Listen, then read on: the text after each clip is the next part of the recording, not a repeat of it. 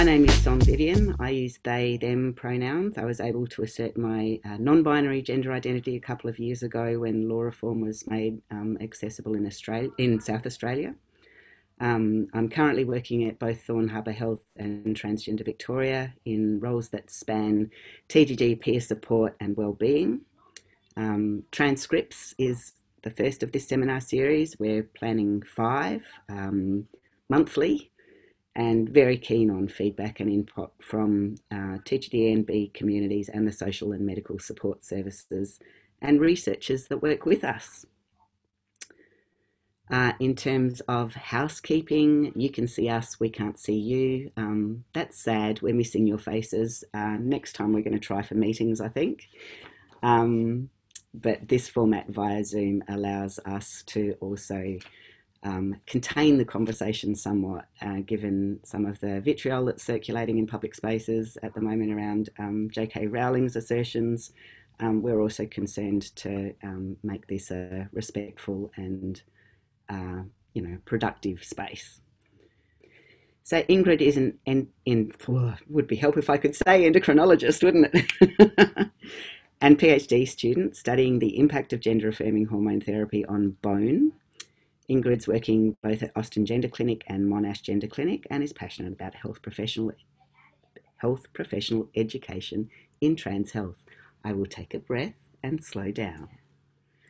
Alex wears multiple hats as a MD student and I think the person with the best background at the moment. Researcher, speaker and proud community member. Alex is one of the lead investigators of Transform, an Australian longitudinal gender health study, and originally from Singapore, he's chosen to stay here with us in Melbourne for now. In terms of the abstracts, this first piece is titled Health Needs of Trans Australians from the 2018 survey. This was a national survey of TGD communities in Australia, which recruited just over 900 participants. So both Ingrid and Alex will be discussing the quantitative data, exploring socio-demographic characteristics as well as physical and mental health. Alex performed a detailed analysis of the qual aspects of the survey to explore healthcare needs, priorities for research and priorities for health funding to best meet the health needs of the community. I'd love to invite you to start. So thank you for the introduction, Son. We did this study because we were interested to learn more about the health needs of trans and gender diverse people in Australia so that we could better inform healthcare access. We were so grateful to the large number of amazing participants that took part in this, so I'm very excited to present some of this data. Some of it's already published in peer-reviewed medical journals and some will be published soon. So as Son said, we got nearly 1,000 participants in this survey that was open over 2017 to early 2018.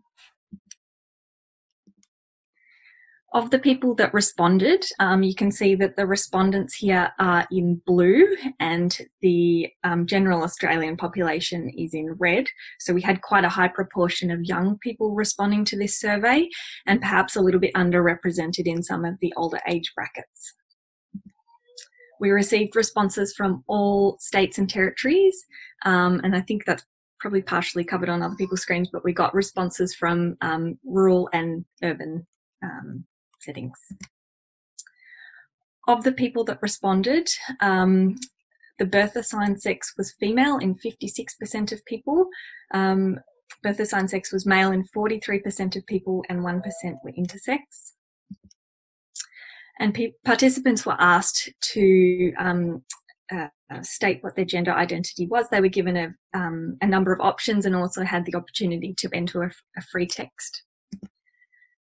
And of these, 37% reported a feminine identity, 36% a masculine identity, and 27% a non-binary identity.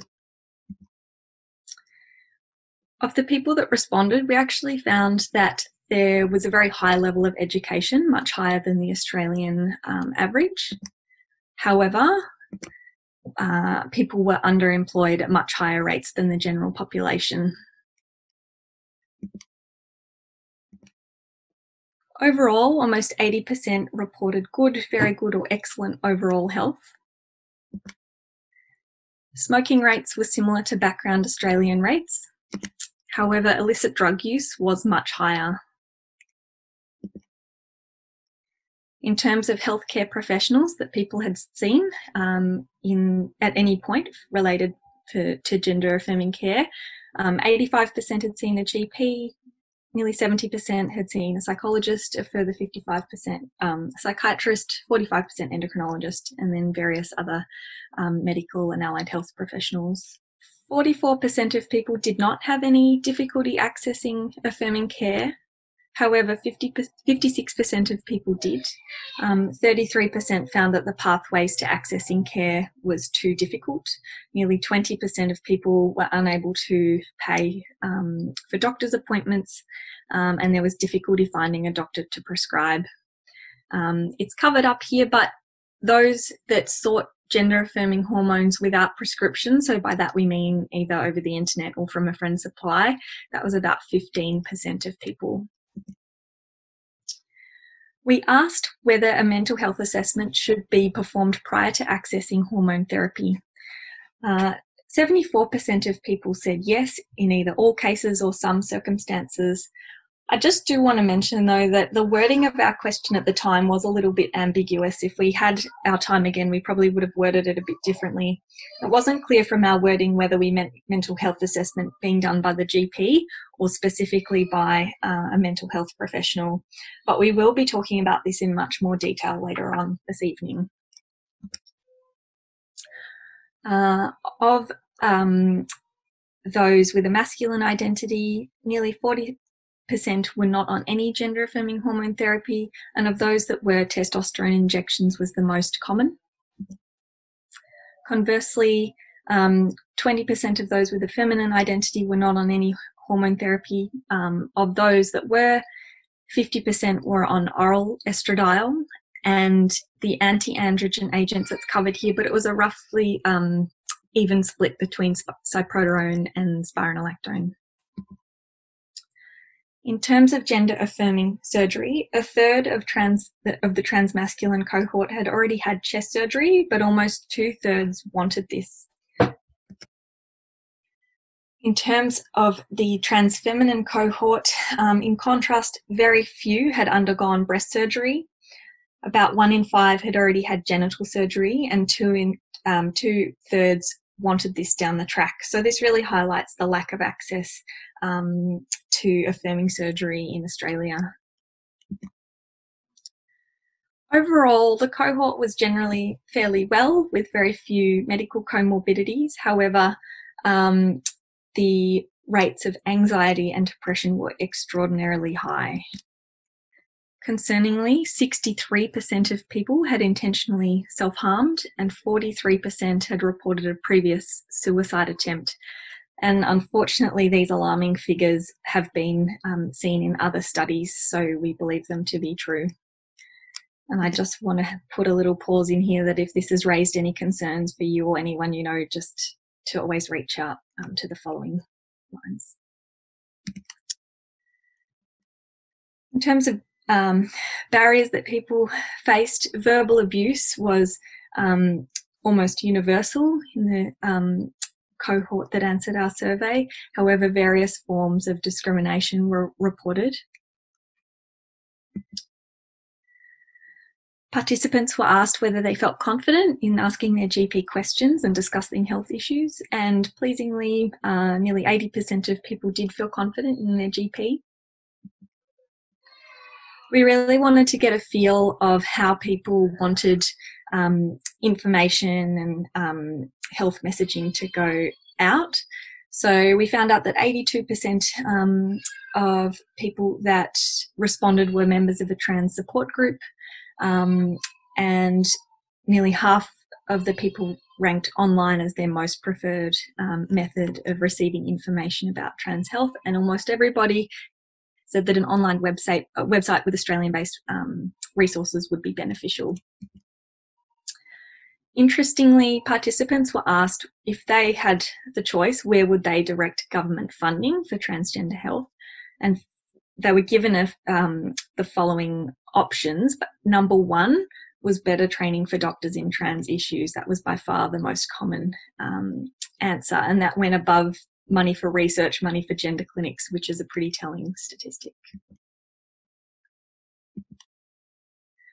So now I'd like to pass over to Alex. So I'm just going to So thank you, Ingrid. I'm just going to take over and explain the qualitative results from the same survey that we did. So in this qualitative survey, at the end of it, there was 3 open-ended questions. The first one is, how do you think healthcare professionals can better support you?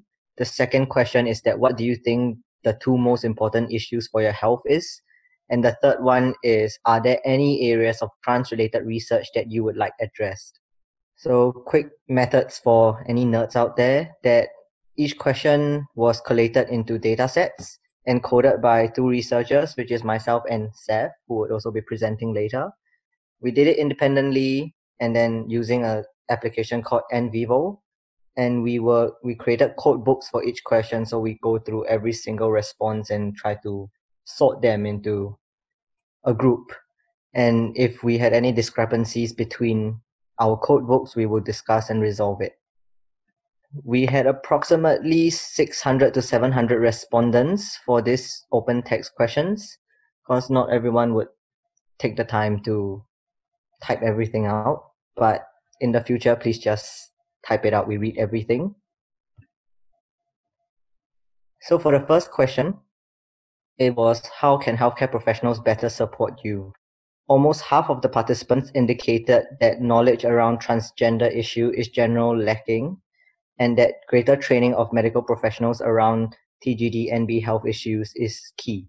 So here are some quotes from our participants. The first one is, general knowledge of trans. So it has asterisks there because it includes the non-binary and gender diverse. Patient care and the medical needs or concerns of transgender patients seems to be extremely lacking amongst doctors. More education is needed. So regarding professionalism, 3 main issues were raised. Firstly is the use of correct names and pronouns. Second one is inappropriate and irrelevant questions about the transgender experience. And the third one is the incorrect focus on their gender identity as a cause of any presenting mental and medical health issues. In the field of accessibility, an integral issue reported was gatekeeping, and the best example in our community is the need to undertake multiple psychiatric assessments for DSM diagnoses of gender dysphoria before being allowed to undergo medical or surgical transitions. And this often delayed treatment and has negatively impacted mental health. This is why we are now advocating for the informed consent model. The next quote is that, I've only ever been hurt by these gatekeepers. They have never saved me from a mistake. They have only gotten in my way, delayed access to an important intervention, and sometimes abusing their total monopoly over my access to healthcare. But I would like to highlight the tiny little silver lining is that about 5% of the participants stated they had positive interactions with healthcare professionals, and we should strive to increase that percentage. The second question is that, what do you think are the 2 most important issues for your health? The top 3 issues highlighted are transgender-related medical interventions, general well-being, and mental well-being. In transgender-related medical interventions, the most common interventions mentioned are surgeries, post-surgery support, hormone replacement therapy, speech training, and hair removal. This is quite expected, as those interventions can really help alleviate gender dysphoria. One of the quote is that, with that too also comes my physical health, in that I can become too self-conscious to go out for fear of being misgendered, particularly when it comes to exercise, which is dangerous for me to do whilst binding, but impossible for me to do emotionally without wearing a binder. This is under the general well-being quote, which included quality of sleep, exercise, fitness, and healthier diet, which does not differ much from the general population. We are normal after all. And however, TGD individuals, we face unique barriers, such as finding, trans-educated and friendly dietitians, or exercising environments which are affirmatory and not discriminatory. So slight warning, this is about mental health. So a quote is that regular support from a trained, knowledgeable psychologist, not just limited to a few sessions via a mental health plan about how to deal with stress, which in general would help me with anxiety and dysphoria also. In the mental well-being part, we saw several references to self-harm and suicide ideation and a desire to reduce stress, depression, anxiety, and other mental health issues in order to gain a more positive outlook on life. The third question is that are there any areas of trans-related medical research that you would like addressed? 27% of the participants indicated that hormone effects and risks, especially in the long term, was an important area of trans medical research, and about 19% of the participants desired greater research into gender-affirming surgical techniques.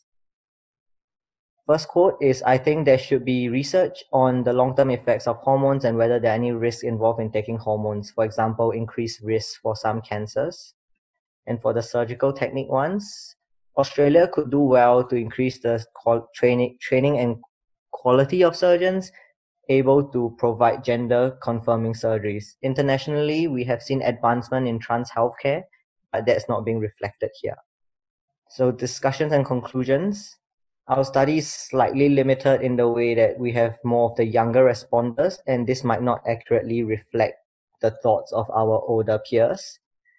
And there's uneven representation across Australia. There are high numbers from southeastern states like Victoria, but this is similar to a previous 2013 Western Australian survey. And the medical conditions in this survey was self-reported. We did not use any kind of diagnostic tools for it. So it's a bit hard to distinguish if it's a actual diagnosed conditions or it's current or it's past.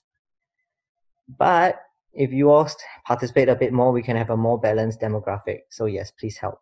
And strengths of this survey is that it's anonymous. So it will encourage, we hope, honest response.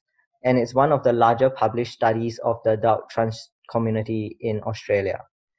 And this gives us a lot of valuable information on the status, health and well-being, and the health needs of a traditionally marginalized community. Direct impacts of this study. We published the Australian National Adult Hormone Guidelines, which is endorsed by all the fancy letters over there.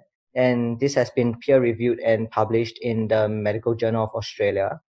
So GPs can consult that if they have never been exposed to the trans population and someone wants help from them. We've also developed an informative website with reliable and locally relevant information for the trans community and healthcare professionals as well. That's our new link. We have recently changed our name and revamped it. So please check it out and give us some feedback on it, and we hope it will help you.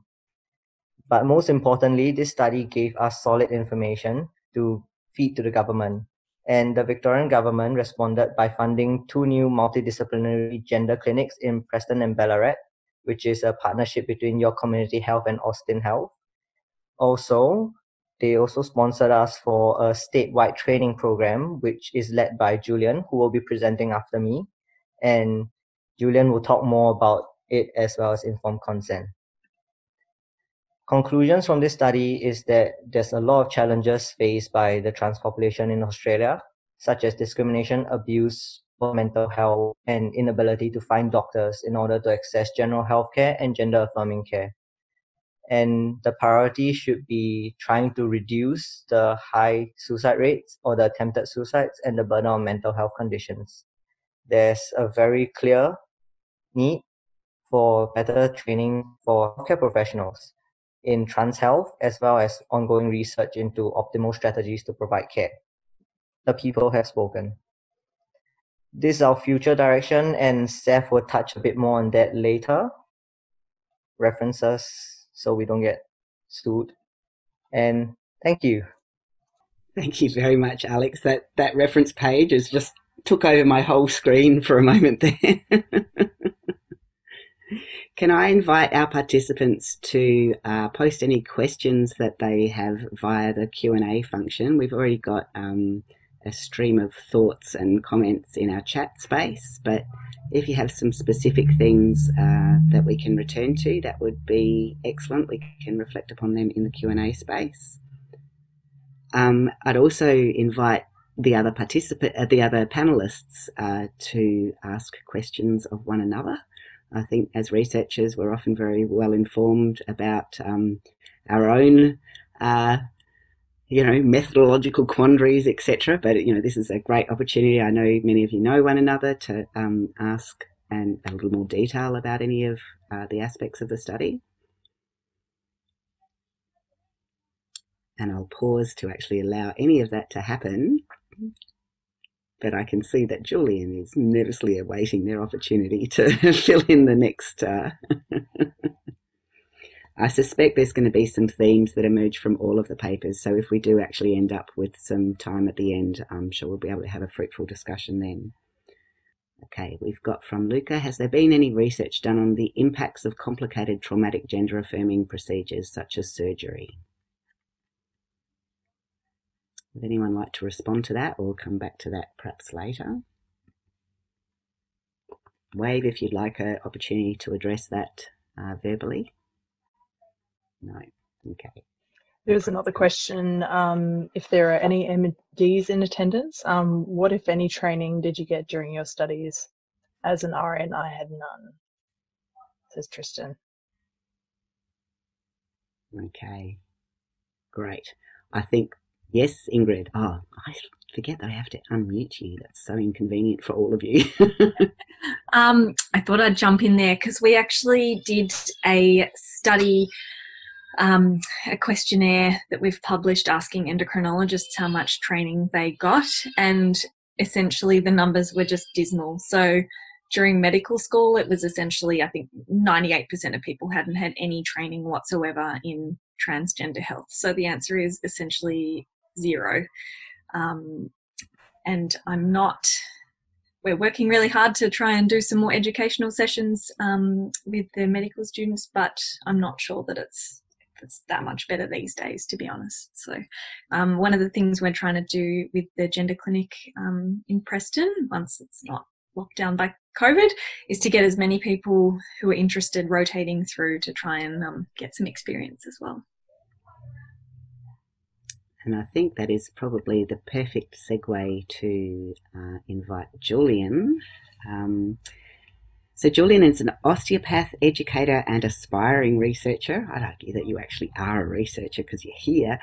He's currently leading the TGD in Community Health project at Thorne Harbour, training health professionals in a statewide evidence-based TGD healthcare program. A little bit of background on Equinox and Thorne Harbour being community-led primary care clinic dedicated to the health of the trans community. They published the first Australian informed consent protocols in 2017, and Julian presents an overview of how the informed consent model has been delivered over the first 2 years of implementation and results of a patient satisfaction survey. So this evaluation project was a partnership between THH and Trans Health Research Group at Uni Mel.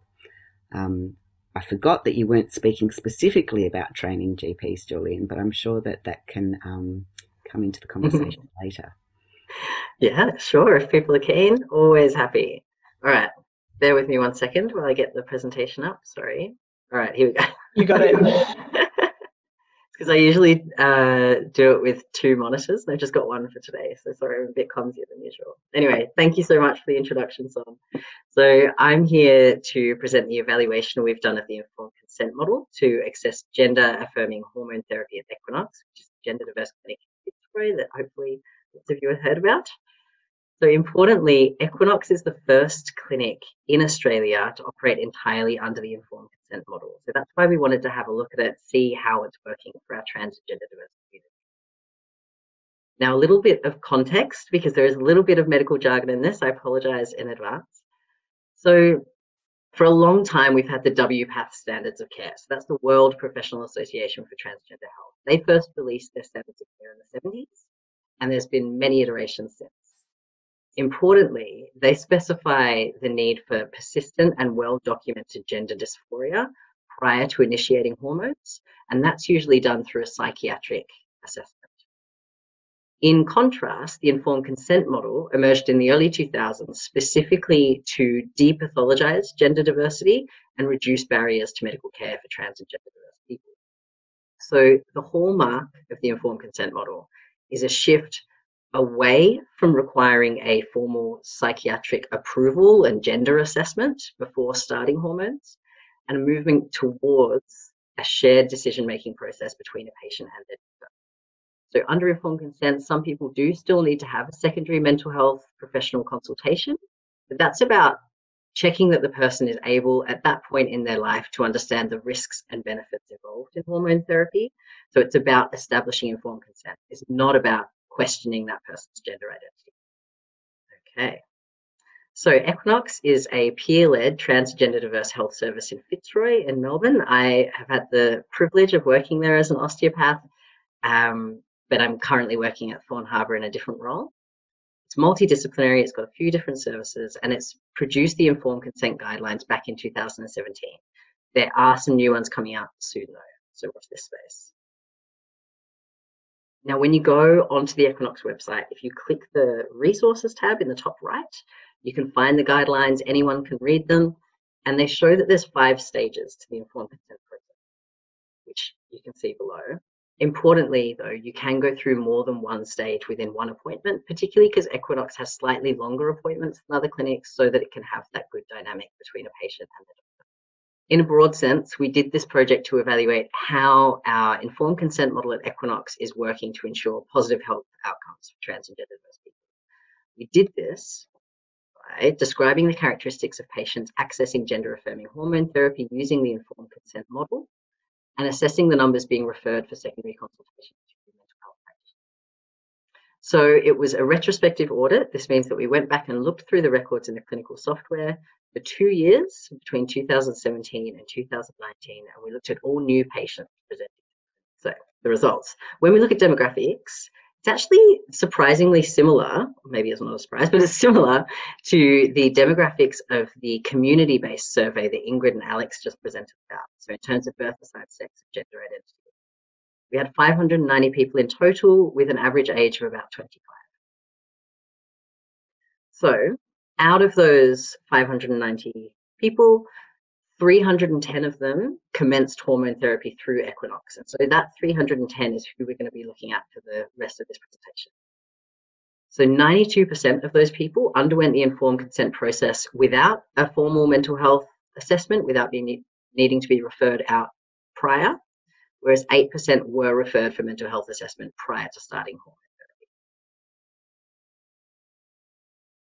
therapy. So we looked at average wait times as well. Importantly, this isn't the wait time to get into Equinox. We know that there's a big demand on Equinox, but that's not what we're looking at here. We're looking at the first appointment that the patient spoke or discussed hormone therapy with their doctor, and then when they started hormone therapy. We can see there is this statistic, like you trying to say endocrinology, me trying to say statistically, it's really difficult. Statistically significant difference between the two groups. So the people who were referred for a mental health consultation prior to starting hormones took longer to access those hormones in terms of appointments and time spent.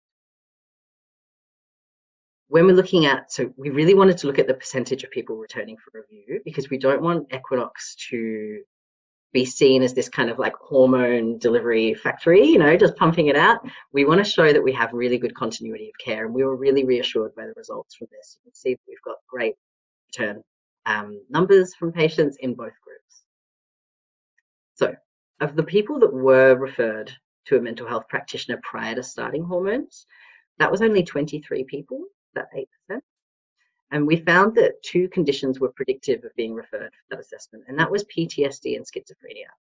But it's really important to note that because there were only 23 people, we didn't really have a big enough sample size to be able to say that this is broadly generalizable to other services if they wanted to put in place informed consent. So there were other conditions that were not predictive, and that shows that those GPs are feeling a lot more confident in terms of managing these conditions with their patients. What's not on this slide, and that I think is really important to note, is people who weren't referred to a mental health practitioner first, 80% of them were or reported that they'd accessed professional mental health support during the process of starting hormones anyway. So whether it's kind of requested from the GP or not, people are generally accessing mental health support, which is fantastic. Now, really importantly, we wanted to hear from trans and gender diverse people directly, so we created a satisfaction survey. In this survey, so 43 people participated, and we asked about their satisfaction in terms of the information they were provided, the opportunity to ask questions, and the overall process of starting hormone therapy. So let's look at that overall process first. Now, importantly, the wording of the question is, how satisfied were you with the process or steps required to start gender-affirming hormones at Equinox or elsewhere? So we're zooming out from Equinox here, because we know that a lot of people have tried to access other services prior to coming to Equinox. And what we see is we have a statistically significant difference between the two groups. So the people who were referred for a secondary mental health consultation prior to starting hormones reported less satisfaction with the overall process. And it would be fantastic to do some more research into that for sure. We also asked how actively involved people felt in the decision-making process to start hormone therapy. Unsurprisingly, people who were referred for a mental health assessment prior to starting felt less actively involved. But in general, we had really high levels of satisfaction in this field, especially for the group who weren't referred first. So in terms of the information provided by their doctor, both groups, absolutely 2 thumbs up, felt really satisfied about it, which is beautiful. Opportunities for questions, really similar again. Great satisfaction levels coming in. So in terms of general comments for respondents, I'll just read one in the interest of time. But one respondent said, the informed consent model is fantastic. I've been able to take transition at a pace that works for me and my fragile mental health, rather than feeling any pressure to be all or nothing about it. I've never felt like I'm taking it too fast or too slow. I felt respected and listened to. In summary, that's just a quick one. So in summary, 92% of people who started hormones at Equinox did so using the informed consent model without the need for secondary mental health consultation. There were high rates of people returning for review, so that's great in terms of continuity of care. And mental health practitioners still play a really important role in supporting the process for both groups. And we also saw a high level of satisfaction with the informed consent process, which is great. And that's it. That's my very quick summary of that audit that we did. Apologies if you can hear my dog snoring in the background. Thankfully, I'm talking, so you know it's not me. Thanks, Julian. That was excellent. I'll just invite you to have a quick look at the Q&A. There's a couple of questions there that may be of interest to you, Ingrid, or Alex as well. I've just was unmuting you to see if you were interested in responding. I guess from my point of view, there seems to be emerging some tensions between informed consent as gatekeeping and informed consent as, too easy access. And that might be also where the questions from Maxwell are coming in around when some of the informed consent questions come crash bang against earlier decisions around accessing super for lower surgeries, etc.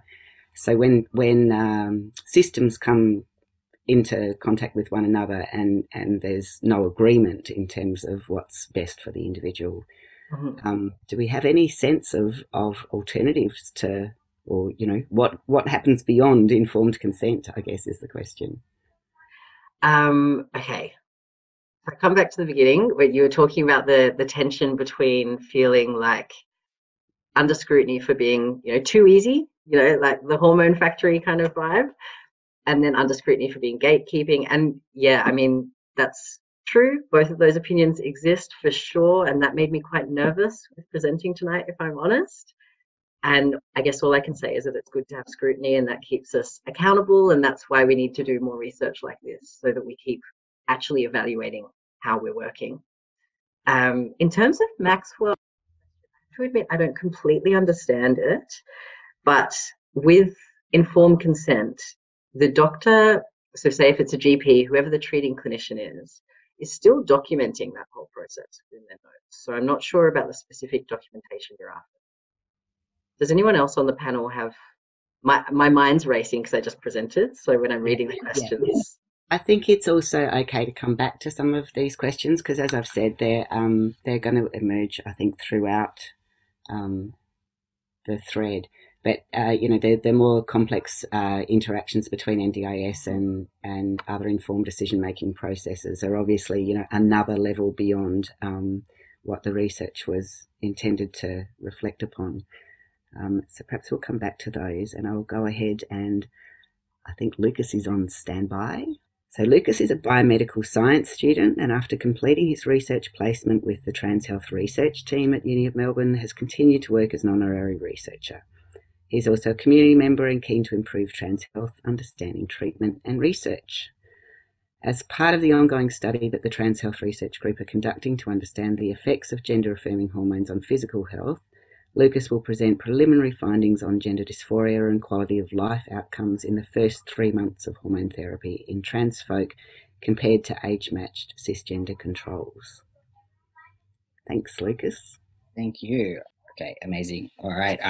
Yes, as Son said, I'll be sharing research updates into our into the benefits of gender-affirming hormone therapy for transgender or trans and gender diverse individuals.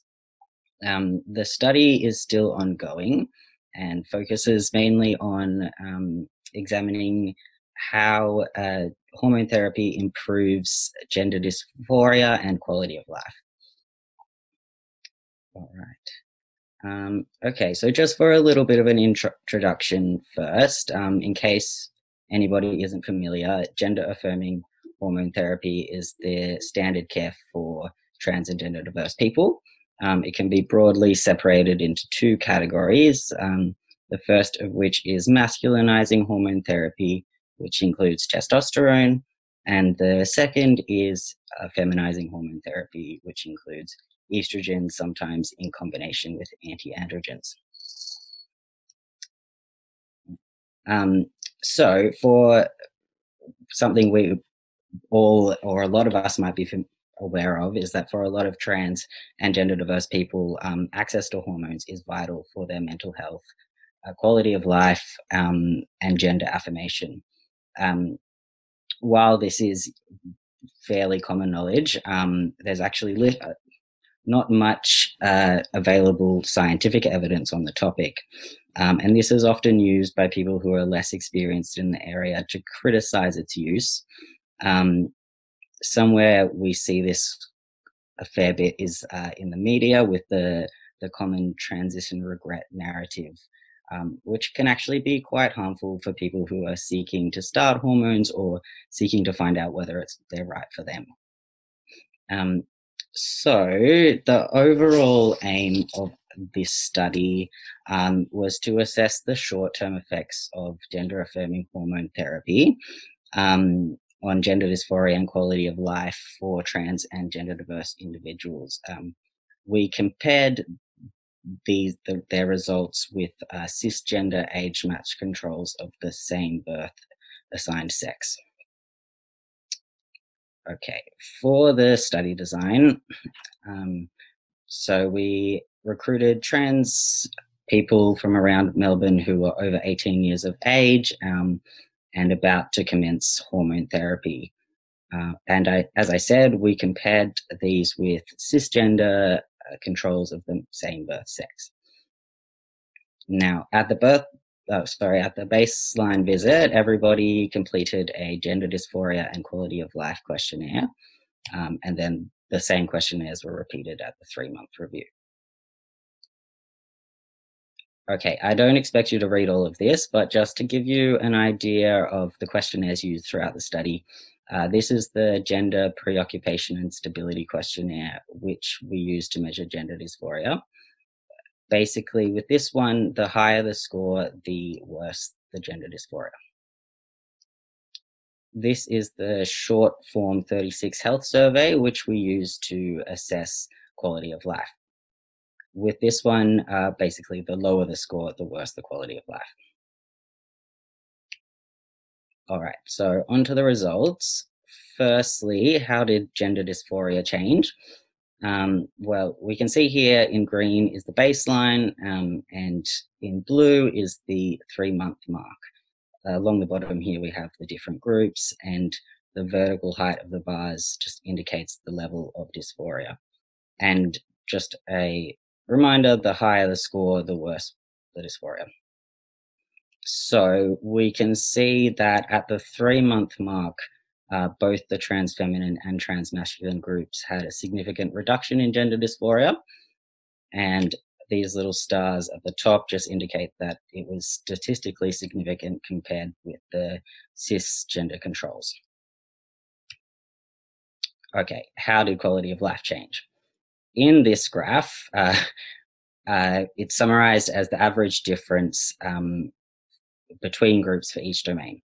So basically, the pink circles represent the trans feminine group compared to cisgender males, and the yellow squares refer to the trans masculine group compared to cisgender females. Along the bottom, we have each aspect of quality of life that was assessed, and the position of each marker just represents how big the difference or small the difference was. So firstly, for the trans feminine group, we found significant improvements in energy and fatigue levels, emotional well-being, social function, as well as significant reductions in role limitations due to mental health. For the trans masculine group, we found significant improvements in social function, energy and fatigue, emotional well-being, social function, and general health. And again, the stars at the top here just indicate that they were statistically significant. So, in summary, we found hormone therapy reduces dysphoria and improves both physical and emotional aspects of quality of life. Before I go on to the importance of these results, I'll just chat a little bit about the limitations to the study. So first off, the most obvious one is the short follow-up time. We do acknowledge that 3 months may not be long enough to gain a complete and thorough understanding of the effects of hormone therapy on gender dysphoria and quality of life. The study is still ongoing. We're conducting 6, 12, and 24-month follow-up reviews, and we're adding to that data as we go along. Secondly, we're limited by the use of questionnaires in a couple of ways. The first being that we just don't always know what external factors may be influencing a participant's answers at the time. Secondly, the GPSQ, which is what we use to measure gender dysphoria levels, hasn't been officially validated as a tool to compare changes in gender dysphoria over time. What this basically means is, as a starting point, this is fine, but our findings do need to be further validated from other studies in the area. The best, in terms of quality of evidence, the best type of study to do this would be what's called a randomized control study, which would essentially entail randomly allocating a group of people with dysphoria to either receive hormones or not, and then comparing their differences in dysphoria over time.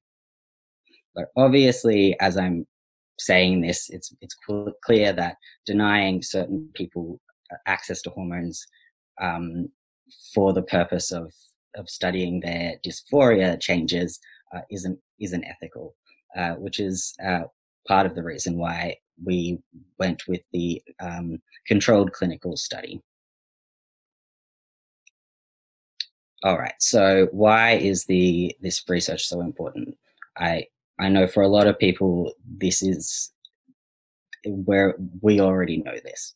It's pretty much, it's lived experiences for some people, but basically this is the first longitudinal study to show, at least in the short term, that hormones can improve gender dysphoria and quality of life.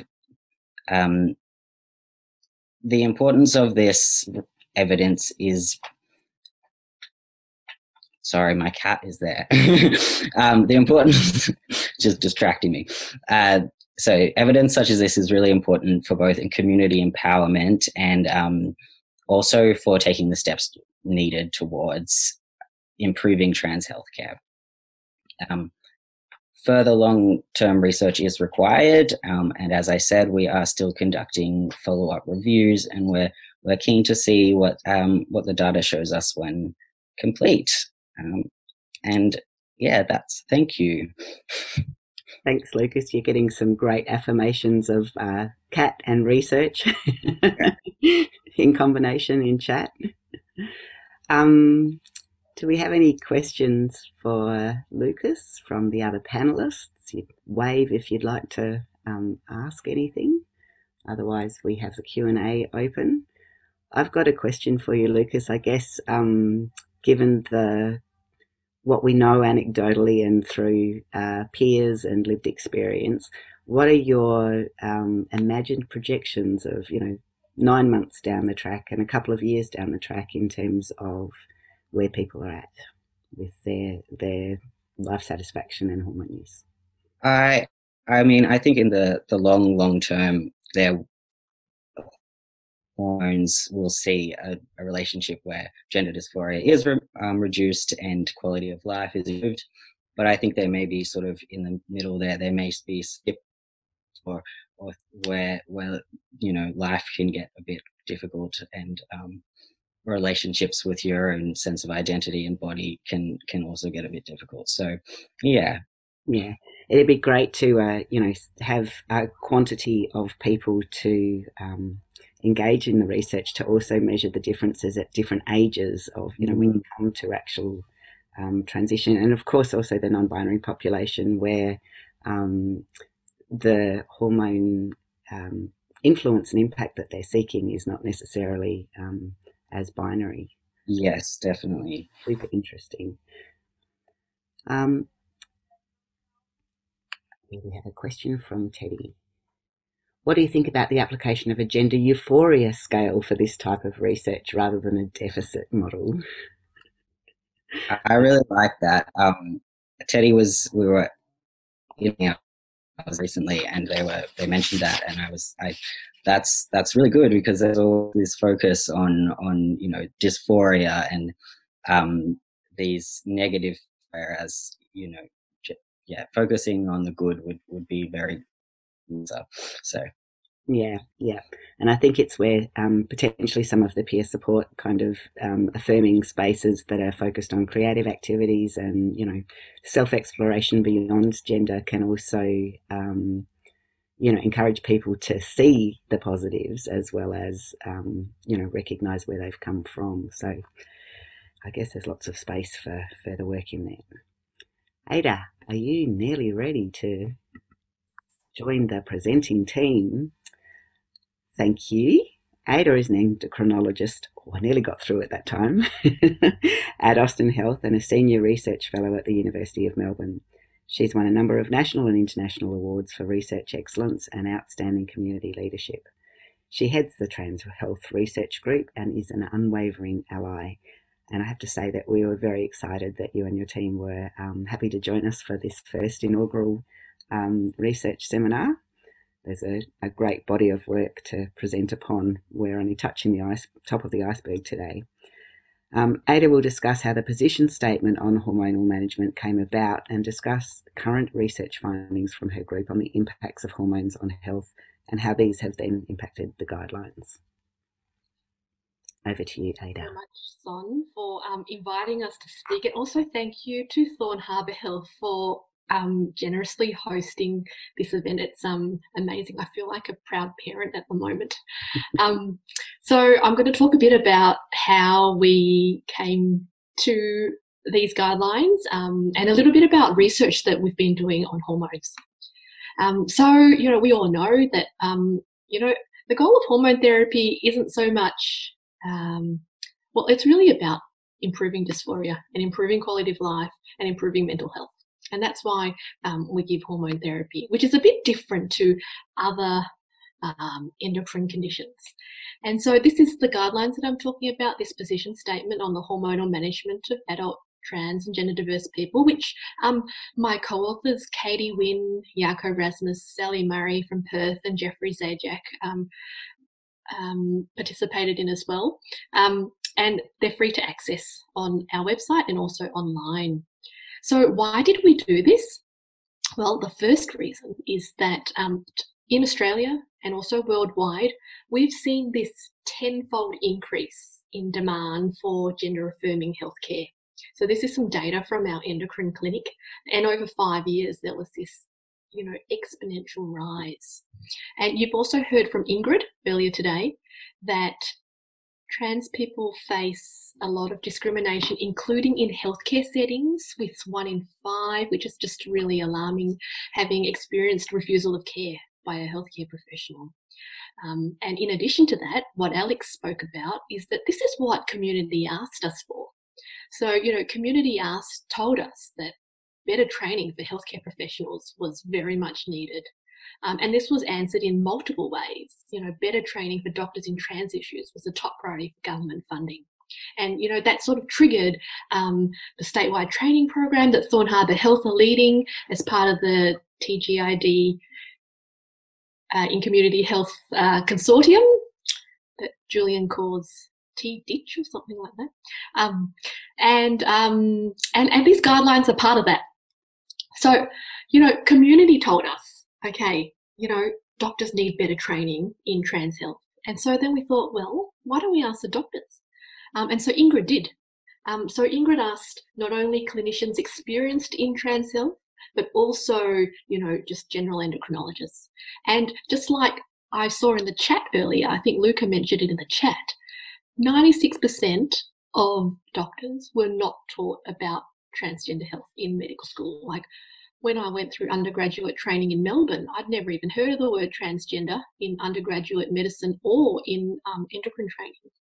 And it wasn't so much that doctors didn't want to treat trans people, it was more that they lacked confidence in trans health. And an overwhelming majority actually asked for some Australian local-based guidelines. So we went about doing that, and it was a 2-year process, reviewing the evidence and also getting the sort of rubber stamp of approval from multiple professional organisations, including OSPATH, Sexual Health Physicians, Endocrine Society, and also multiple community members and also Transgender Victoria, which we're very grateful to. So I'm just going to go over these guidelines briefly, and if I could summarise the guidelines in one slide and one figure, this would be it. So I'm going to go through this sort of figure in bit by bit. So the first part, the top part, this part talks about we really wanted these guidelines to be accessible to anyone in primary care. So if a GP was treating somebody and they didn't know anything about trans health, if a trans person walked into their rooms, I wanted them to be able to pick up this document and know what to do. So they could go, yep, okay, I may not know much about trans health, but I can read this document and have an idea about how to provide care. So we talk about patient-centred care, affirmative practice, using names and pronouns in use, also establishing individual goals. Like not everybody wants hormone therapy, and not everybody wants hormone therapy the same way. We talk about a mental health review, and that this doesn't necessarily have to be with a mental health professional. It could be with a GP or an experienced clinician. And that, ideally we should surround people with support, in a multidisciplinary support, depending on what the individual needs are, and peer support workers ideally as well.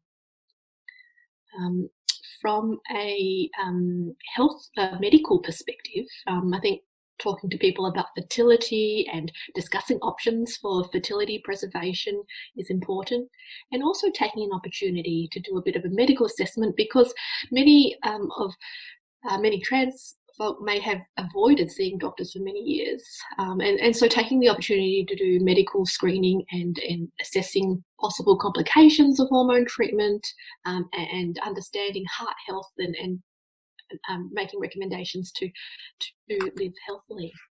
So once we've done that, we recommend that, the treating clinician ensures that it's a shared decision-making process, that the person understands the expected effects, the time course, the expected side effects, what's irreversible, and gets an idea about what is relevant for that individual. And the person, may desire, particularly people who may have low non-binary identities, may desire low-dose hormones, for example, or slow hormones. So what does hormone therapy do?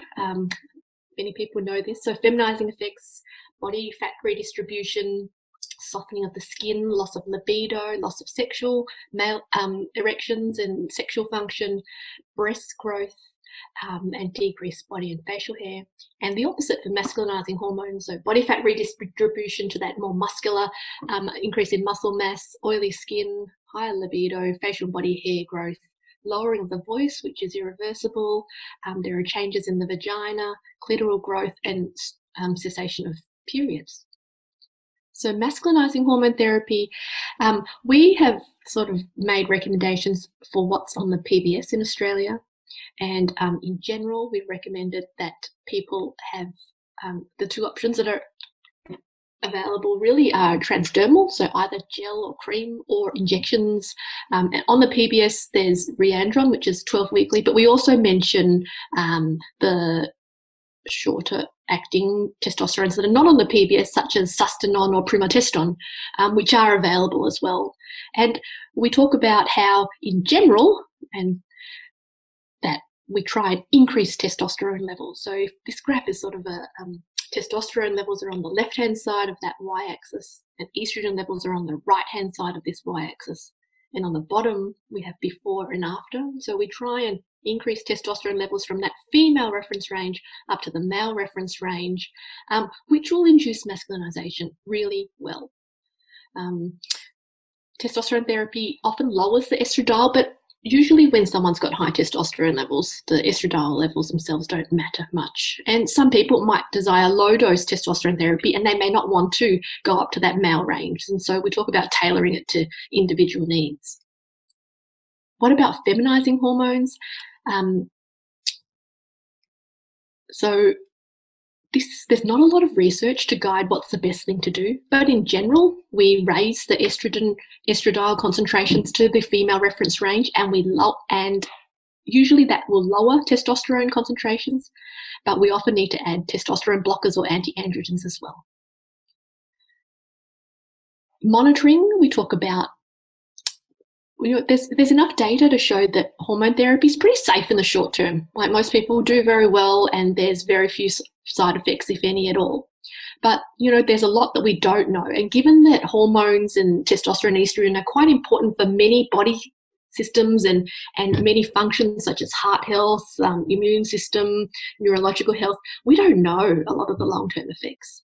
And so a lot of this is based on not very good data. But, I think monitoring people in the long term can only be a good thing, and ensuring people have all the holistic care, so not just monitoring the hormones, but ensuring healthy lifestyle, preventative care, cancer screening, and mental health support during the period of transition.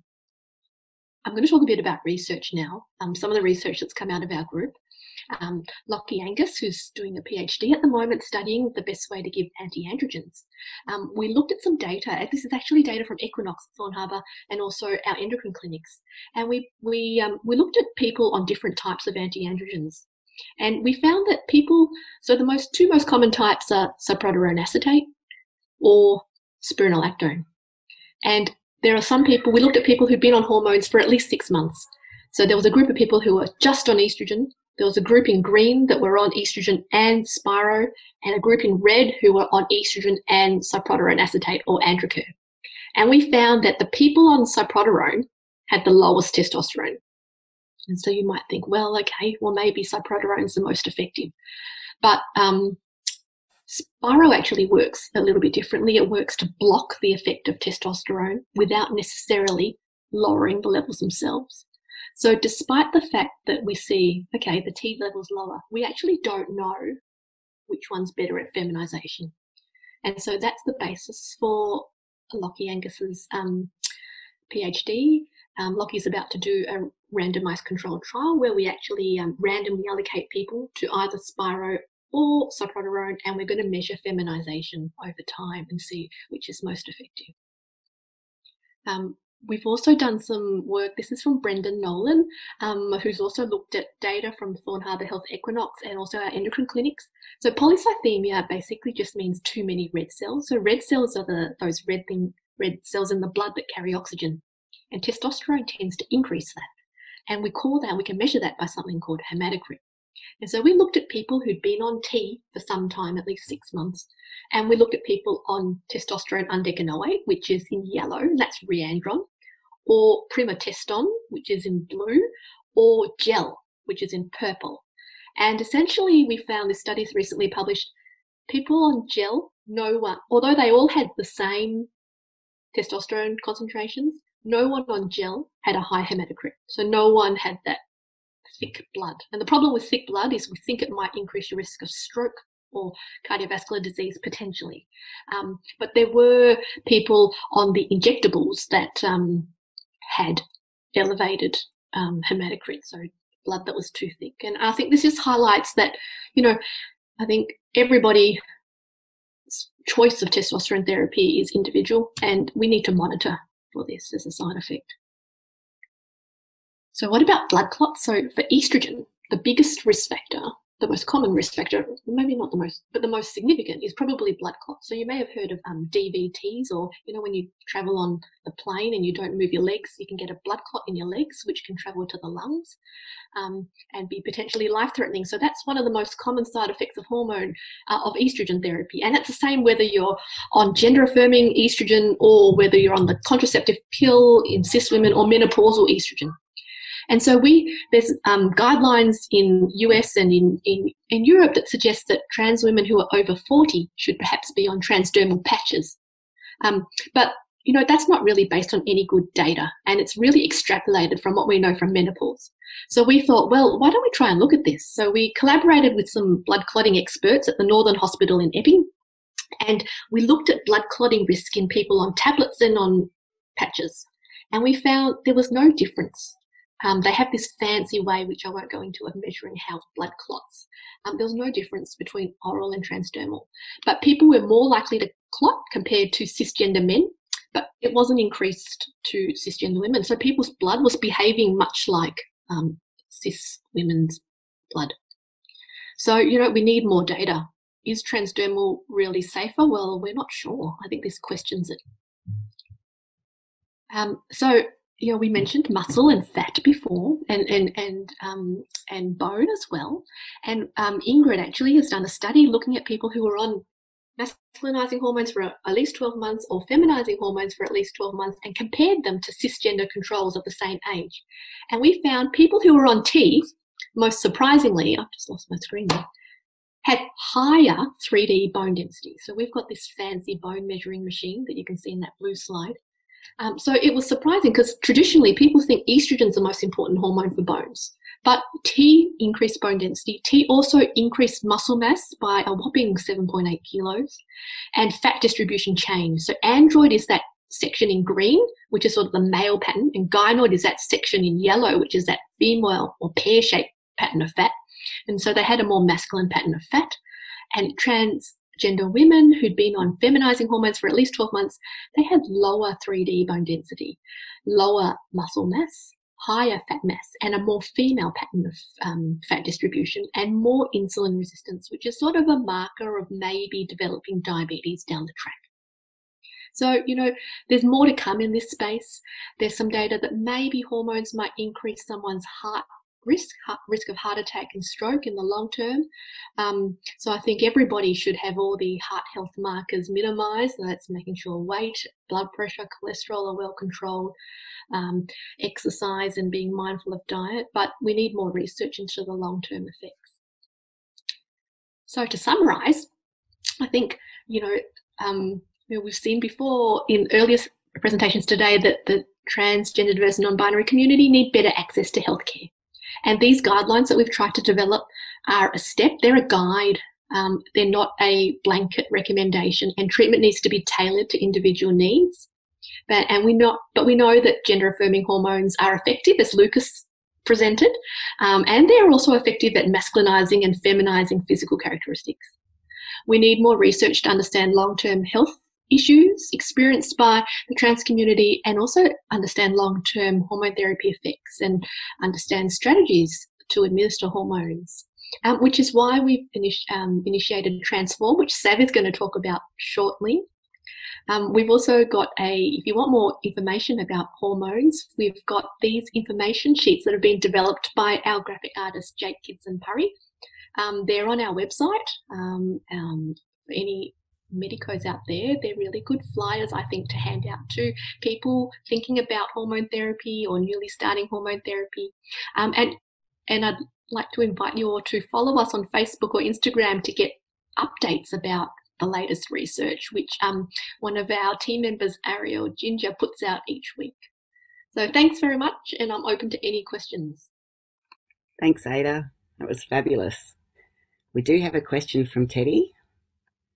Can you see that one? Fancy talking about higher dose estradiol and also progestrogens? Oh, yes, sure. Okay, so we couldn't talk about this in the guidelines because there's no evidence, and these were evidence-based guidelines. And so high-dose estrogen, we don't know, but we know that a lot of people are using high-dose estrogens, which is why we started one of the studies in Transform, looking at a correlation between estradiol dose and well-being. So that's to come. Progestogens, we also don't know. There's some anecdotal evidence that maybe progestogens may improve breast growth and may improve sleep and anxiety. And so actually Brendan Nolan, another one of our PhD students, is going to study that. So Brendan's going to do a randomized controlled trial giving trans women micronized progesterone or placebo and examining the benefit on sleep and anxiety. So that's to come. We don't know yet, but we're trying to answer those questions. The great thing about research is that you can think of questions and then figure out how to answer them. That is true. So I've got just a tiny question before we move on to Sav's work. I guess this is coming from anecdotal and personal experience, but we're often in the situation of needing to be our own advocates and experts on our health. And in terms of tracking, I've seen many different GPs. I've seen numerous specialists. Who knows where all of my blood test results are. Do you have suggestions that somewhere between, all of this should be on a database that could be accessed by people that we may not wish to grant access, through to how do we keep our own records coherent? That's a really good question. Could I utter the words "my health record"? Well, that's where I'm kind of, I have mixed feelings, and I'd love to hear your thoughts.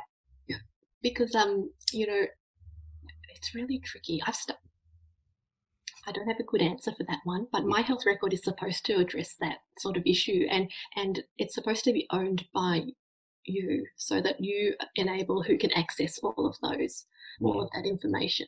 Yeah, I guess is to always ask whoever's writing the request form to CC a copy to you if they're willing. It may not be appropriate all the time, but that's an option. Yeah, it does underpin the point of having a good GP, I guess. But it doesn't, that's also a kind of easy thing to say, and not necessarily an easy thing to actually apply in practice when our lives move all over the place. And I guess, the ideal as researchers for you all would be able to access all of that data that's actually stored in my health record. But of course, then there's all of the privacy issues. So getting a data set that's large enough to actually give real insight, I guess it does bring it back to community participation in quite different ways as a population that feel quite scrutinised in many ways. So more tensions there, of course. Yeah. There's a question in the chat about should we aim for higher testosterone levels in trans women. I actually have thought about that, and I'm not sure. Maybe we should aim for higher testosterone levels, but then that would offset the feminizing effects. So it's a bit of a catch-22. I'm not sure on that one. And that's further to the question above too, I think, yeah? Yeah, there's also a question from Michelle. Thank Yeah, you. our current estrogen doses are on the low side. Yeah, maybe our estrogen doses are on the low side, and maybe the high-dose estradiol is what is needed. I don't know, but hopefully more data to come. All right. I think we've also had lots of references to other research, and we'll certainly respond to all of the questions and chat there in terms of trying to gather together those various. I think a lot of them are probably already on the Transform, the Transmedical Research. I've gotten the wrong Trans Hub. No, so many. Transcripts.org.au. Thank you. Did you just say Transmedical Research? No, just we've just updated the website. Yeah, that's the one I was trying to catch myself on. Transresearch.org.au. Thank you, Ada. And I know that it is in the chat thread there, so we will be able to come back to it. So now we have Sav standing by, and we're doing great on time. We had originally projected that this was only going to be an hour and a half, so we'll see how we go with questions afterwards, but we might all have opportunity to return to dinner earlier than projected at 8 o'clock. No hurry, Sav, of course. Sav is a researcher in our Trans Health Research Group at the University of Melbourne, and also completing a PhD focused on non-binary gender identities and experiences at La Trobe. They are one of the lead investigators of Transform, an Australian longitudinal gender health study. And Sav's going to discuss today very preliminary findings from the first Transform sub-study, resilience and support in the TGDNB community during the COVID-19 pandemic, and how we can share our voices to shape trans health in Australia into the future. Hello, everyone. So tonight I will be talking about Transform, which, as mentioned before, is our newly launched longitudinal project. And I'll also be presenting some preliminary findings from the resilience and support in the trans community during COVID-19 survey that we've been running since the beginning of May. So our goal with any of the research that we do is to improve the health and the wellbeing of the trans community. And last year we spent a lot of time thinking about how we could best do that. And we decided that a longitudinal project would be the way to go. So rather than doing one-off surveys, we want to follow trans and gender diverse Australians on an ongoing basis over a number of years, with the hope that we see improvements in mental health and general wellbeing over time. We also want to build a community of trans people who are interested in participating in research. So, not just filling in surveys, but providing us feedback and guiding where the research goes. And that means that Transform can be really dynamic, and the surveys that we do year to year will be designed to address relevant health issues at the time. And that's exactly what's happened this year with the onset of the pandemic and the development of the COVID-19 survey, which I'll talk about in a moment. Another thing about Transform is that it's a trans-led project. So trans and gender diverse people are really integral to every part of the process, from early development, signing off on every question that goes into every survey, recruitment and analysis of the research. So a little bit of what Transform looks like. So there's an enrolment survey, and anyone who is over the age of 16, currently living in Australia, and identifies as a gender other than what was presumed for them at birth is eligible to take part. We've had about 1,500 trans and gender diverse Australians sign up so far, and they represent all states and territories. And what we gather through the enrolment is some demographic information, just so we get a better overview of who exactly are the trans people in this country. And also we get some more information regarding their trans experience, so whether they take hormones or whether they've had any gender affirming surgery. And from that we can then direct appropriate surveys to people. So in 2020, there's 3 different sub-surveys that Transform. We've got the COVID-19 survey, which I'll talk about a bit more in a moment, and we've got a testosterone survey and an estradiol survey. So those people in the enrolment that indicate they are currently taking testosterone are eligible to take part in the testosterone and pain experiences survey. And the focus of that is on pelvic pain, which is quite a prevalent issue in transmasculine people, but there's not a lot of research into kind of what are the underlying causes of that. And the other survey is for people who indicate in the enrolment that they're that they currently use estradiol, and they're eligible for an estradiol dose of wellbeing survey, which Ada just mentioned. So I now want to talk about some of the preliminary findings from our resilience and support in the trans community during COVID-19 survey.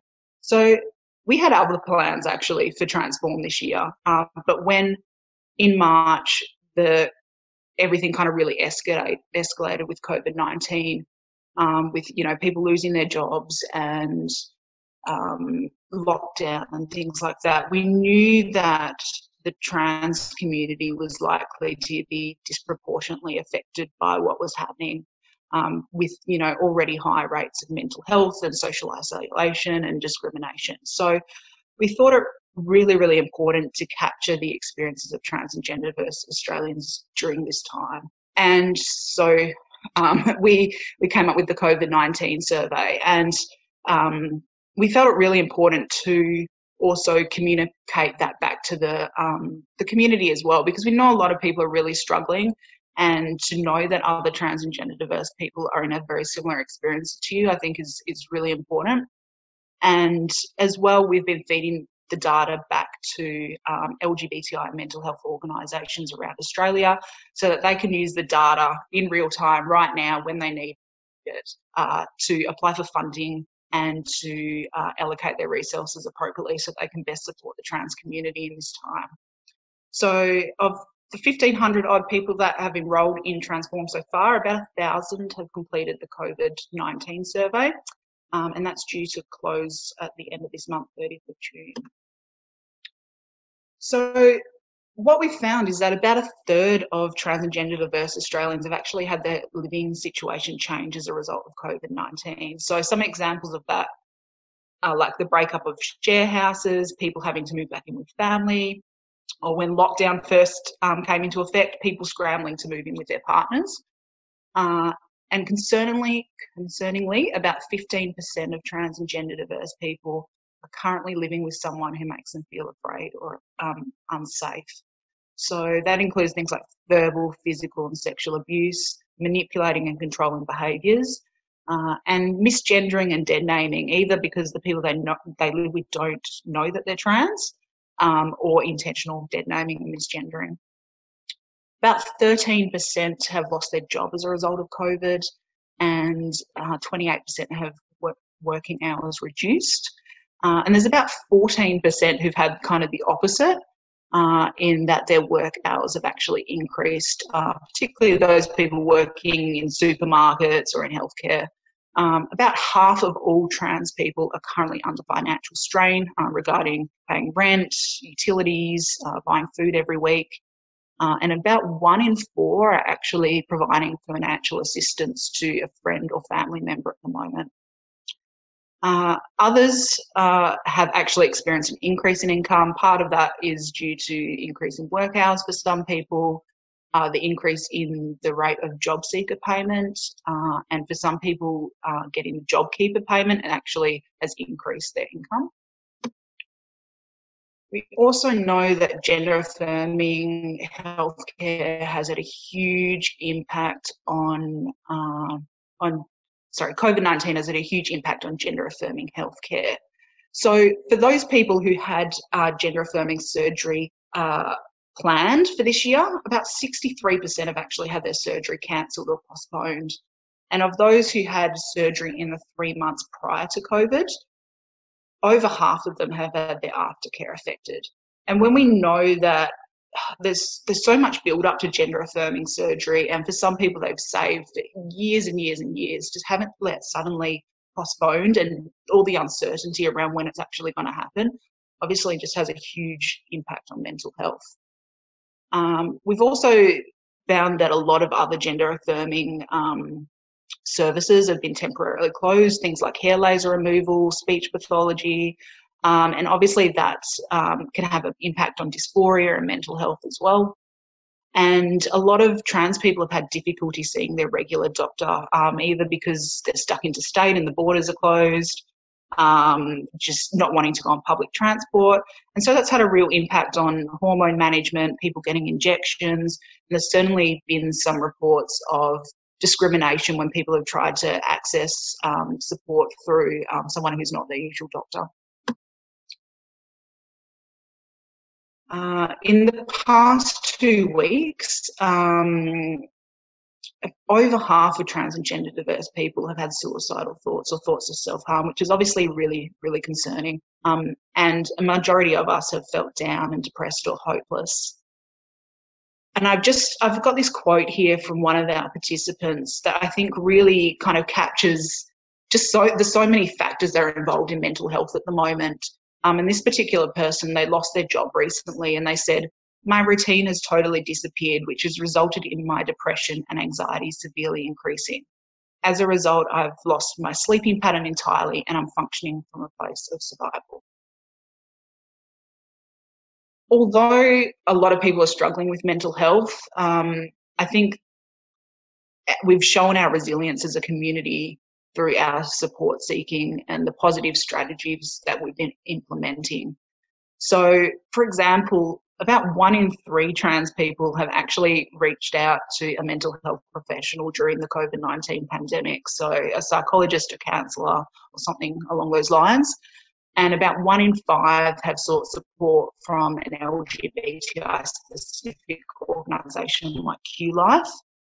About a quarter of us are going online and seeking support from specific or LGBTI groups or forums, and about 1 in 10 have gone to their GP to talk about their emotional and mental health. I've just got a little quote here, which I think shows the difference it can make to people when they do reach out. So this person said, "I've been reaching out to the local peer navigator to have discussions surrounding my transition becoming. It was the best phone call I made. He was a wonderful ear and help for me." And just to finish up, some more on positive coping strategies. So some of the most common strategies that trans people have been using to keep healthy and positive during COVID-19 include spending time doing a hobby or interest, listening to music, my personal favourite, which is playing with or caring for animals, and making new social support connections. So, for example, joining a online trans group for the first time. A lot of trans people have actually reported some really unexpected positives that have come out of the COVID-19 experience as well. So, for example, not feeling obliged to attend events or socialise, the decreased risk of being misgendered outside the home, increased connectivity with the people they care about, and decreased social anxiety, as that is now the lived experience of most people at the moment. So thank you. Yeah, we've been so overwhelmed with the level of support for this project, and just the data that's come out of the COVID survey in particular has just been so rich, and yeah, can't thank people enough who have shared. And if you haven't joined Transform yet, you can go to bit.ly/transformau, where you've got lots of information and you can enrol there. Otherwise, you can always reach out to us at transform/research@unimelb.edu.au. We always love to hear from people. Like I said, the COVID survey closes at the end of this month. The estradiol survey is open until the end of the year, and our testosterone study will launch very, very soon. Thank you. Thanks so much, Sav. Fabulous. Do we have any questions that are pointed particularly towards Sav or the Transform survey? But none open, and I think our chat is still very excited and pointing towards people how to enrol. We've got a little bit of time up our sleeves. I wonder whether it's a good opportunity to ask all our panellists, or perhaps I need to do this, unmute you all, and allow a little bit of time for discussion. I have recently engaged in the Transform survey myself, and I'm currently working on a paper regarding the challenges in categorising non-binary or gender fluid or multiple gender identities. And one of the things I was most excited to behold was the opportunity to fill out an open field to start with, and then the invitation to actually self-code as a second iteration. So there was language used in the survey that basically explained, granular detail is very useful, and please express your own gender identity in your own terms.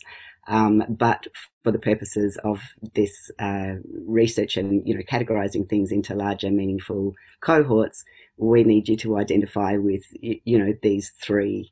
So this opportunity to self-code is very unique, I guess, for TGD people. We're very accustomed to being told we have to conform with one box or another one, or being involved in online flame wars where people contest the meaning of non-binary or what is genderqueer. So that opportunity to actually go, okay, there's a community that I have most affinity with, and that's where I'll place my eggs in that basket for the purposes of this survey, was really exciting. And actually in the work that I'm doing in terms of looking at how other surveys deal with trying to categorise gender that changes, I think that's as good as we can get with quant survey oriented data. And of course, you've all referenced community consultation, which can make a massive difference in terms of how questions themselves are asked. I guess that really wasn't a question for all of you, but positive feedback. Do you have any other kind of exciting ideas about new frontiers in asking questions in surveys? I mean, all I can say really is that I think that's the benefit of having trans and gender diverse people so involved in the process of designing all the surveys, because, as researchers, I don't know, we're big nerds and we like to be so engaged in what's happening in community as well. So, there's this constant, the language is constantly changing, and the understanding that we have of gender is constantly changing. And when you are an insider, I guess, to have insight into that as it's happening within community is really valuable. And I hope it shows through in the research that we've done, like in Transform, that we really think through and we critique everything that we do. And we all bring in our expertise from various from lived experience and from our various I guess academic backgrounds to that process. And I hope that shows through. I think it does, and Teddy's got another improvement of measurement of gender here. How would we measure gender euphoria? Do cisgender people experience gender euphoria? I actually wondered that myself, whether what that survey would look like on a population of cisgender people, whether it actually would show some variation. Anyway. And conversely, if we surveyed all cisgender people about gender dysphoria, how many people would report dissatisfaction about the conventions they're expected to fulfill? Tricky questions without any questions. Easier to celebrate on stage, perhaps, than to measure in a survey. To the gender euphoria question to Ken Pang, who brought it up with me, and I shared it with Teddy and Sev and Alex and some of the other team. So all credit to Ken for coming up with this preliminary survey, which we're going to refine and hopefully test out next year. Yeah, I mean, I think it is absolutely possible to develop questions around this space. I think most people, when they first discover gender diversity, you know, when they've kind of come into this conceptual realization that perhaps they're not cisgender, there's a moment of recognition with our community out there that can only be described as euphoric, just as a like there's a potential for something else. And so then how that's tracked throughout experiences of health provision, but also embodiment, is absolutely measurable. It's just finding, I guess, language that's malleable enough to actually accommodate, you know, such diverse experiences without the expectations of you know, really finite binary stereotypes. I would like to just whip around our group and ask you each to recap for our audience the key contribution that you've made to the discussion today, and perhaps just quickly the new research that you're most excited by, that you're getting involved in personally. So I can perhaps dob somebody in to start, and then you could nominate the next person to speak rather than having this alphabetical process, which always brutal. Brain. Julian, you're smiling too much, so I think I'm going to ask you, what was your key contribution? See, that was you expressing too much gender euphoria. My key contribution to tonight, I mean, I don't know. Teddy messaged me just before and said, Julian, stop making yourself seem smaller than you are because you are important, or something like that. And I was like, oh, Teddy, stop it. So the idea of actually saying what I've contributed is hard. Yes. I read an evaluation of the informed consent model at the Equinox Gender Diverse Center. I can give it to you again if you like. But in terms of research that I'm really excited about, that I can answer about. So for this training project that I'm doing, statewide evidence-based training project, mostly looking at GPs, but also looking at a few other professionals as well. We've also got a lot of allied health involved. We're going to be, and Ada's in on this as well, and we've also got some people at La Trobe. We're going to be analysing, so in response to the research we just saw earlier about how trans people really want our medical professionals to do better and know more. We're going to be evaluating my project to see what works and how we can really train doctors well and effectively to increase their confidence and knowledge when it comes to trans health. So I'm really excited to see how that works and what comes of that, because after that we can start really getting the ball rolling and hopefully even make some sort of kind of, currently there's no competencies in existence for evaluating whether medical professionals actually know about trans health. So this will be a move in that direction. So I'm really excited about that. Amazing. Thank you. Now you can invite the next person. Oh, this is brutal. It's like Survivor or something. Look, Ada's next on the list on my little row of videos, so I'm dubbing her in. I'm really excited about I'm excited about everything. That's why I love what I do. I am excited about Transform and what we're going to learn from that, and I'm excited about getting. I love the fact that it's owned by community and we are facilitating.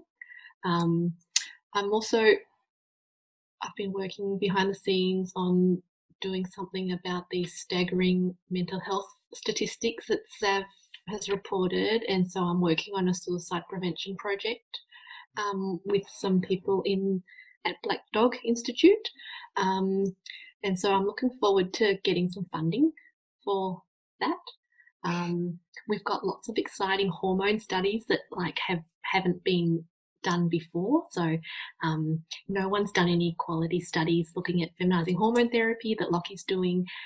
Brendan's about to start a study looking at whether people around the time of bottom surgery, at the moment everyone stops estrogen and we think maybe they don't need to, and so we're really excited to start a study looking at whether we can continue estrogen and safely not increase the risk of blood clots, and that would be life-changing for a lot of women who are having surgery.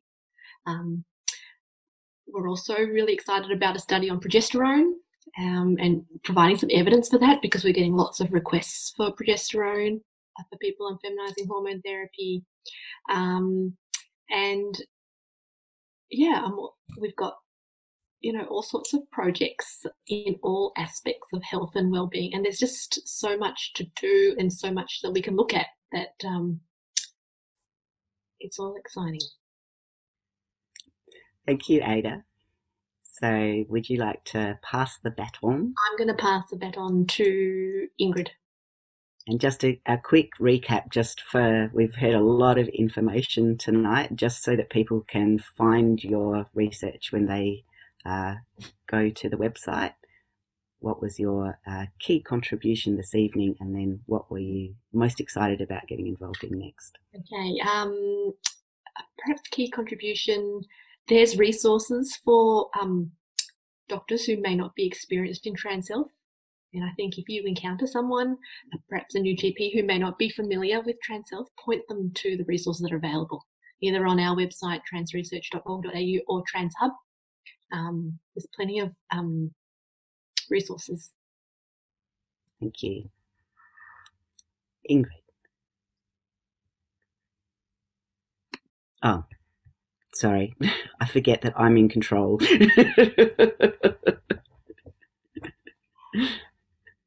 Oh, did you just I think you remuted yourself. There's a little bit of a lag. There you go. Well, I guess I'll just second what Ada says. I started working in this area back in, I think it was about 2017.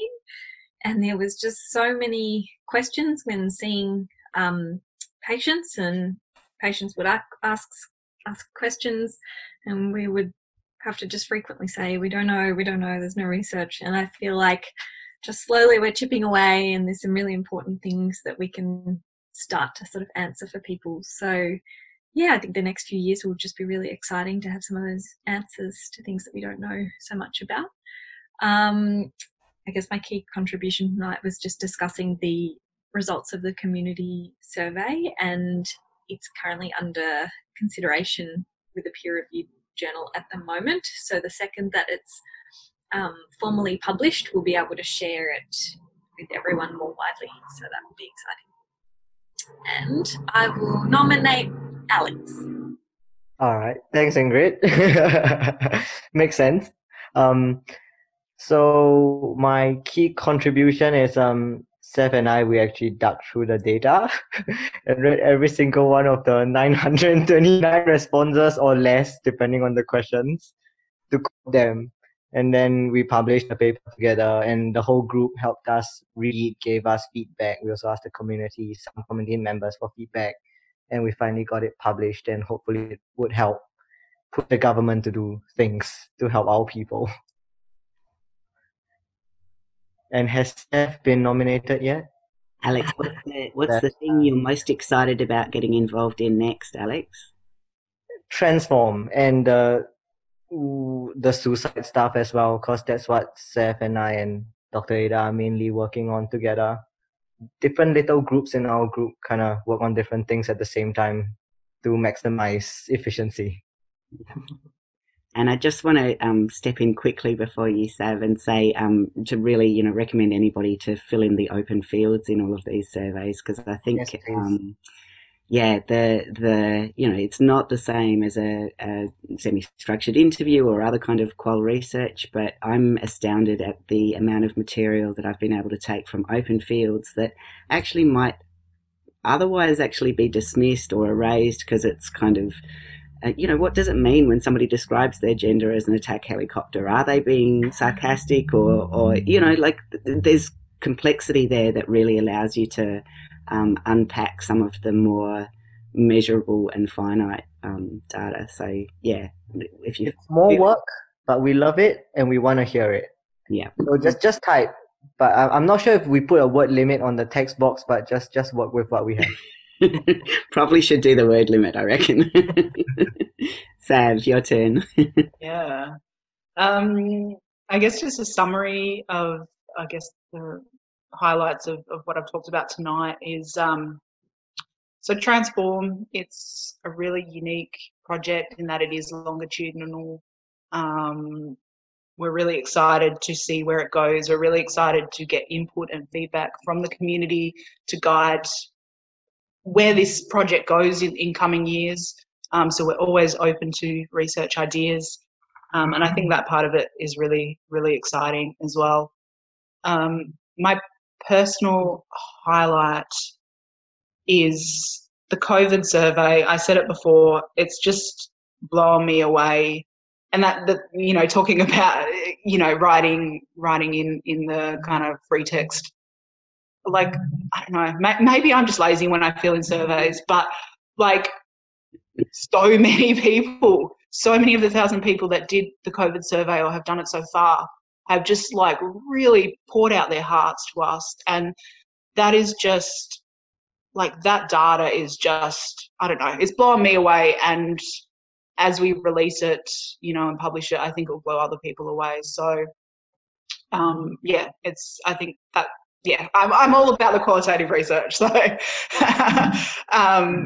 so I'm just excited to see what happens with Transform. I think it's an awesome idea. And I just really appreciate all the community support so far. And now you can hand the baton. I believe Lucas hasn't spoken. I was hoping I'd just be forgotten. Yeah. Okay, well, I guess I was just summarizing our research into hormones and gender dysphoria and quality of life, and just reiterating the importance of having strong evidence-based research on it for health, for the trans health needs and for the community needs. And what we found basically was, yes, that hormones reduce gender dysphoria for people who desire them, and as well as improving quality of life. I guess I'm new to all of this, and I'm very excited to be involved. I feel very lucky to have been given this opportunity. I'm looking forward to being involved in any way, and seeing the longer term results of the hormone studies. Excellent. Thanks, Lucas. Thank you. So I am in the enviable position of wrapping up. We do have a question from Nicola, which is actually maybe a nice point to wrap up on. Oh, it's just disappeared. It was actually just around whether or not there are ways of framing gender euphoria in terms of neurological versus sociological measures. And I think that's a really interesting question. The things are so imbricated in how we are in the world that it's almost, I probably shouldn't say that to a neurologist, but it seems almost inseparable in some ways. I'm really excited to have been given, the role that I have at Thorne Harbour Health, and to bring together some more ongoing and urgent questions for discussion in these spaces. I'm super excited to hear from anyone who, I think if we're theming panels, they could be from research clusters or around particular issues. I've certainly already started having a chat to Teddy about the possibility of doing some interstate collaborations. And of course, while we're all virtual, there's also potential to invite guest speakers or groups of people from overseas. So please, if you've got ideas, get in touch. My email is son.vivienne@thorneharbour.org. And just before I wrap up, I'm going to give you something all to celebrate, which is, this is my little friend who's just started destroying things on the floor, so it's clearly time to really end. This is Doja, the COVID puppy, who's, lovely, but getting more destructive by the week. So we can all be affirmed in our gender identity by our plants and by our pets, I think. Thorne, how old's your puppy? She is nearly 5 months, I think. Okay, in contrast. Yeah, Julian's got a puppy about the same time. Here's my COVID puppy. Oh my God. He's a big boy. Also destroying stuff. So yeah, I look forward to the day when we're able to. Oh, look, we've got another COVID puppy. Oh my goodness, how beautiful! We're all going to be together in a park and do some collective research. Thank you so much, Murray, for your support in facilitating, and SJ and Karen, you've been absolutely wonderful. And apologies to everybody for any stumbles that they experienced. I would hope that the next one will be able to be a little bit more interactive, and who knows, by the end of the series we might actually be able to meet in an actual space. You know, there's possibility, maybe. But meanwhile, thank you very much, Ada and team. You've just been amazing and shared lots of energy and insight, and we'll make our best efforts to collect the recordings and to put them in places where they're accessible for all of our audience. So with that, the ending of these things are so anticlimactic. Can I invite you all to go forth and think about doing some kind things with yourself, and before you step out into the room and the chaos and, you know, whatever needs are called upon you for the rest of the evening, just pause and celebrate, because I think actually this is also an experience of gender euphoria. It's very lovely to see trans community involved in trans research. It's really exciting. Thank you very much.